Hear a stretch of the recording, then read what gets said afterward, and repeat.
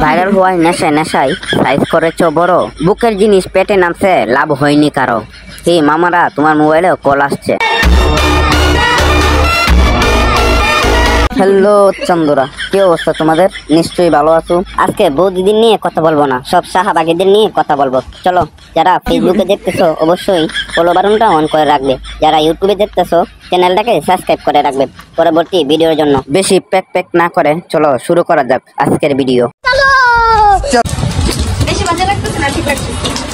না ঠিকই আছে মামুনি, আজকের আকাশে ঝড়ের সাথে বৃষ্টির যে সীমাকরণ তার চেয়ে বেশি তোমার চুলো দুধ মনের সাথে আমার মনের সীমাকরণ। আর যাই হোক, সাদার ভিতরে কালা হলে ভালো হতো। বৃষ্টি মানে কেবল ভিজা, তোমার রাস্তা নয়।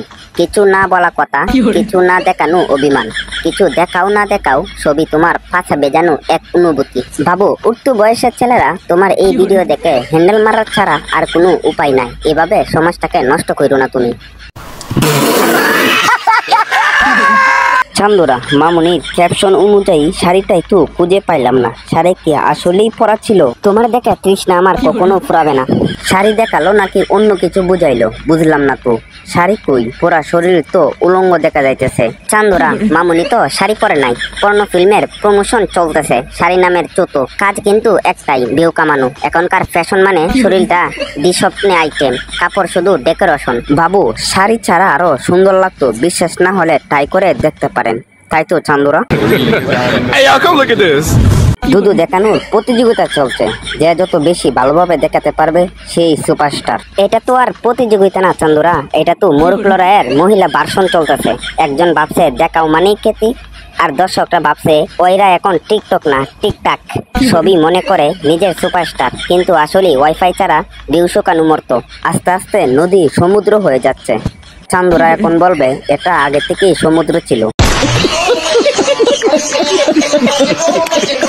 আগে কাঁপাইতো টিকটক, এখন কাঁপায় কাঠ। তাই তো বাবুর ডালিম বড়, তাই তো ঝুলে গেছে তার বড় বড় চুল। চান্দুরা, আমি যে দুটো দেখছি আপনারাও কি সেই দুটো দেখছেন? চান্দুরা, তোমরা যা দেখছো ওইটা চোখে না পেটে গিয়েছে বুঝি, এত কি জানিয়ে তাকাও কেন? দুটো জিনিস দেখি এমন উত্তেজনা, মনে হয় জীবনে ওয়াইফাই ছাড়া আর কিছুই কানেক্ট হয়নি তোমাদের।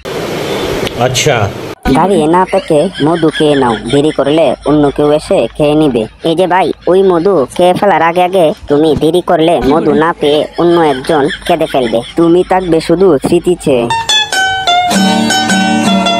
চান্দুরা, প্যান্টটা একটু নিচে হলে আরো সুন্দর হতো না? চান্দুরা, তোমাদের দেখে প্যান্ট নিজে থেকেই ভয় পেয়ে উপরে উঠে গেছে। তোমরা নিচে তাকাইছো, কিন্তু নিচে নামলে তো প্যান্ট না পাল্টা কেস হয়ে যাইবো। এইগুলো কিন্তু দিনের বেলায় ঘর থেকে কম বের হয়, রাতে বের হয় বেশি। রাতে এই ড্রেসে বের হলে ইনকাম ভালো হয়। এই পাপিগুলা দিনের বেলা ঘুমায়, রাতে রিং লাইট জ্বলায়া তখনই তাদের অফিস টাইম শুরু হয়। ড্রেসও এমন যে একবার দেখলে চোখে চশমা নয় সানগ্লাস পরা দরকার হয়।